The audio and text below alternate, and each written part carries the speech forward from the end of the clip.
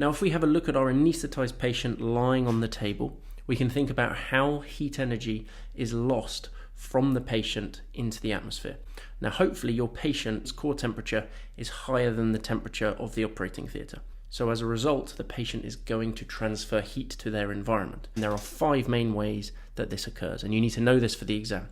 So in order, the 5 mechanisms of heat transfer or heat loss to the environment are radiation, convection, evaporation, respiration, and conduction, and we'll go through each of those.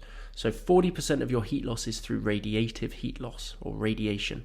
Anything with heat energy will emit infrared radiation to the environment if the environment is cooler, has a lower temperature. Then about 30% occurs via convection. So the patient's body will warm up the air immediately surrounding the patient, and then as that air gets blown away and replaced with cool air, heat energy is lost from the patient's body. About 15% is lost by evaporation. So evaporation is an endothermic process as water evaporates from the mucous membranes, especially if you've got big open surgery, you've got lots of exposed wet surfaces. That evaporative heat loss accounts for about 15% of the heat loss from the body. About 10% of your heat loss is through respiration. So when you inhale cold, dry air, you do 2 things to it. You warm it up and you humidify it.